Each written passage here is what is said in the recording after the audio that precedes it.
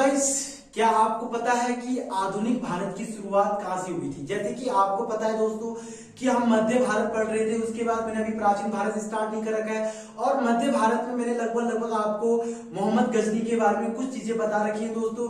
उसके बाद मैं आपको गौरी के बारे में नेक्स्ट वीडियोस में क्लियर करते हुए लेके चलूंगा दोस्तों। लेकिन आज का जो टॉपिक रहेगा हमारा वो रहेगा दोस्तों आधुनिक भारत। और आधुनिक भारत में हम पढ़ेंगे कि आधुनिक भारत की शुरुआत हुई कैसे और आधुनिक भारत में क्या क्या चीजें हुई थी दोस्तों। जैसे कि काफी बच्चों का एक कमेंट आता है कि सर ये ईस्ट इंडिया कंपनी थी क्या ईस्ट इंडिया कंपनी एक पर्टिकुलर नाम था या एनटीसी क्या था दोस्तों? तो इसका भी कुछ मैं इतिहास यहाँ पे बताऊंगा। तो दोस्तों मैं चंद्र गोयल, स्वागत है आपका आपके अपने यूट्यूब चैनल लर्निंग इंडिया में। तो दोस्तों देखिएगा, आधुनिक भारत की अगर मैं बात करूं यहाँ पे, तो वहां पे शुरुआती दौर की बात करूं मैं कि भारत की खोज की थी वास्को डी गामा ने। जैसे कि आपको पता होगा 1498 में भारत की खोज के अंतर्गत अगर हम बात करें तो यहाँ पे बात आती है पुर्तगाली यानी कि पुर्तगाली शासकों की, और उसमें सबसे पहले बात आती है यहाँ पे वास्को डी गामा की। तो दोस्तों यहाँ पे दो चीजें बहुत ज्यादा इंपॉर्टेंट है। एक, जैसे कि आपको पता होगा कि अमेरिका की जो खोज की थी कोलंबस ने की थी, और जो भारत की खोज की थी तो उस समय भारत की खोज के समय वास्को डी गामा था दोस्तों। तो मैं बता दूं कि 1492 में जब कोलंबस ने अमेरिका की खोज की थी तो दोस्तों वो असल में अमेरिका ना जाकर वो भारत की ओर आ रहा था, लेकिन उसकी जो जहाज की जो क्या कहते कंडीशन थी दोस्तों वो यहाँ की ओर चली गई और इसने यहाँ पे क्या कर दी, अमेरिका की खोज कर दी दोस्तों। उसके बाद बात करें यहाँ पे भारत की, तो भारत की खोज जब वास्को डी गामा ने की थी दोस्तों, तो यह यहाँ पे भारत के पुर्तगाली यानी कि पुर्तगाली शासक यानी कि वास्को डी गामा भारत के कालीकट के बंदरगाह पर आया था दोस्तों। अब देखिएगा यहाँ पे काफी बच्चों का ये भी क्वेश्चन रहता है कि भारत की असल में खोज हुई थी या पहले से भारत विद्यमान था? तो दोस्तों मैं आपको बता दूं कि भारत पहले से विद्यमान था। यहाँ की अगर हम सभ्यता पढ़े या यहाँ का हम अगर इतिहास पढ़े तो दोस्तों 5000 10,000 ईसा पूर्व की बीच की क्या कहते हैं यहाँ की इतिहास मानी जाती है। लेकिन यहाँ पे खोज कहा जाता है दोस्तों कि उस समय यहाँ पे कंपनियां जो हुआ करती थी, जो व्यापार हुआ करते थे, वह आपस में किसी देश में अपने व्यापार संबंध बढ़ाने के लिए या किसी देश में अपने व्यापार को बनाने के लिए वह एक देश से दूसरी देश की ओर क्या करते थे दोस्तों, रवाना हो जाते थे। तो उसी कंडीशन में देखा गया था कि 1498 में जब पुर्तगाली यानी कि वास्को डी गामा भारत आया था तो एक नाम दे दिया गया कि उसने भारत की खोज की, क्योंकि दोस्तों वह यूरोपीय शासक मतलब यूरोपीय महाद्वीप का था। और यूरोपीय महाद्वीप और एशिया महाद्वीप में जो स्थान था, जो एक स्थान की अगर हम बात करें वहां पे जो थल वाला स्थान था जहां पर जमीनी स्तर पर उनका व्यापार चलता था, वो पूर्ण रूप से क्या हो चुका था, बंद हो चुका था दोस्तों। उसके बाद उनको एक जलीय मार्ग के अंतर्गत अपनी एक व्यापार कंडीशन देखनी थी और उसी के अंतर्गत उन्होंने भारत में 1498 में भारत की क्या की थी दोस्तों, खोज की थी।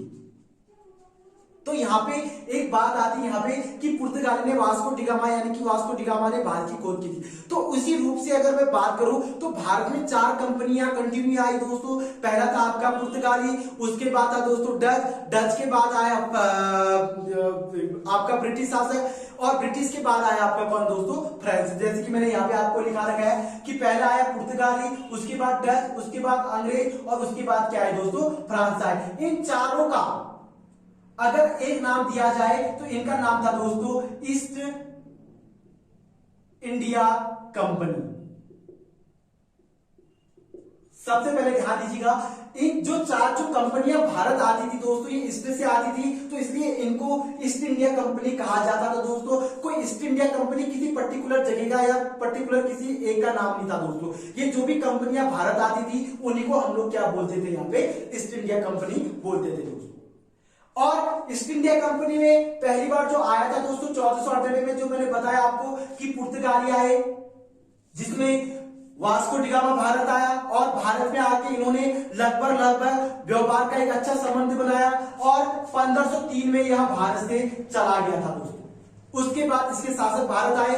कहा जाता है कि उस समय जब यह भारत आया तो लगभग इसको अपने व्यापार का 60 गुना मुनाफा हुआ था। यानी कि क्या ये कह सकते दोस्तों कि भारत उस समय सोने की चिड़िया कहलाती थी, और वाकई में एक सोने की चिड़िया भी थी दोस्तों। जिस टाइप से अगर आप लोग देखो कि भारत में वास्को डी गामा जब आता है तो यह अपने व्यापार का सारा काट कूट कर जो जितना बचता है उसमें भी उसको 60 गुने का फायदा होता है। तो 60 गुना मतलब मान के चलिएगा दोस्तों उस समय बहुत बड़ी बात हुआ करती थी।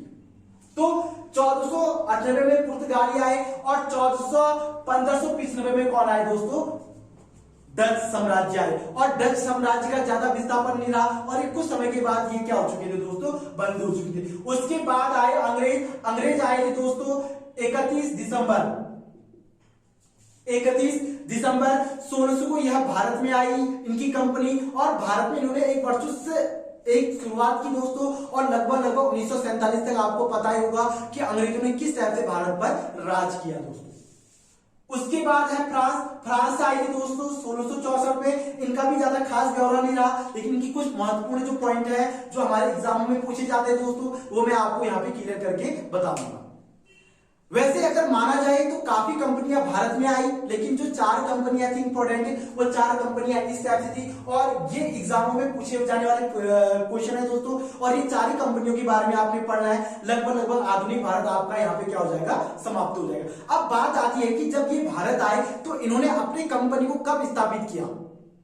इन्होंने भारत पर अपने कंपनी को कब स्थापित किया? तो दोस्तों मैंने इनका डेट यहाँ पे लिखा हुआ है। जैसे मैं बता दूं आपको, 1503 में पुर्तगालियों ने अपनी कंपनियों की क्या की? यहाँ पे शुरुआत की दोस्तों।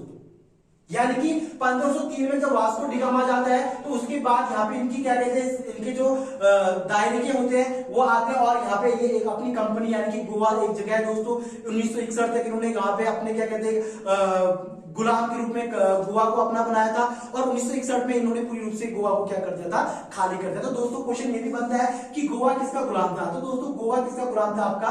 मैं बता दूं, गोवा था आपका पुर्तगालियों का गुलाम। और इन्होंने कब छोड़ा इसको? तो ये छोड़ा 1961 में। ये भी आपको पता होना चाहिए कि 1961 में गोवा को छुड़ाया गया था भारत सरकार के अंतर्गत, यानी कि 1598 से या 1503 से कह सकते दोस्तों, अभी पढ़ाएंगे पुर्तगालियों के बारे में। 1503 से 1961 तक यह भारत पर क्या करते रहे दोस्तों? कब्जा करते रहे, यानी कि गोवा क्षेत्र पर कब्जा करते रहे।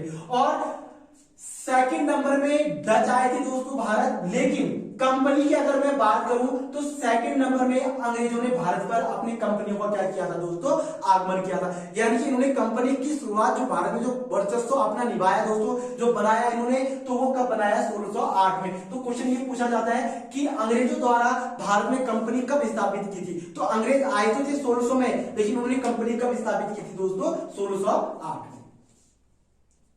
ये आपको पता होना चाहिए। और सूरत गुजरात में है दोस्तों ये, और सूरत में इन्होंने अपनी कंपनी को क्या किया था दोस्तों? यहाँ पे बनाया था। उसके बाद है डच, और डच ने भारत में जो कंपनी स्थापित की थी ये कब की थी? 1605 में। आए थे 1595 में, लेकिन कंपनी कब स्थापित की इन्होंने? 1605 में। उसके बाद फ्रांस आए 1668 में, सॉरी 1664 में, और इन्होंने कंपनी स्थापित कब की? 1668 में।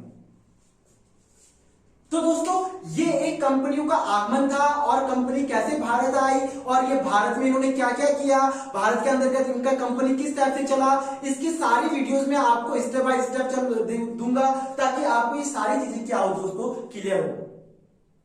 और ये चीज अगर आपको क्लियर होगी दोस्तों, तो आपको आगे कहीं पे भी दिक्कत करने की आवश्यकता नहीं है। और ये कॉन्सेप्ट वाइज में जो चल रहा हूं दोस्तों, इसको आप पढ़ लीजिएगा, ताकि आपके आगामी एग्जाम के लिए कोई दिक्कत ना। अगर आपको कहीं प्रॉब्लम हो रही है तो दोस्तों आप मुझे कमेंट बॉक्स में जरूर बताइएगा, ताकि मैं इसमें कुछ सुधार कर सकूं। तो दोस्तों अगर ये वीडियो पसंद आया तो दोस्तों लाइक और सब्सक्राइब करना बिल्कुल ना भूलिए। और साथ में आपसे फिर रिक्वेस्ट कर रहा हूं कि अगर कोई आपके साथ वाले हैं या आपके दोस्त हैं दोस्तों, वहां भी ये वीडियो भेजिए, शेयर कीजिएगा इसको, ताकि ये ज्यादा से ज्यादा इस नॉलेज को क्या कर सके? क्लियर कर सके दोस्तों। तो जय हिंद, जय भारत।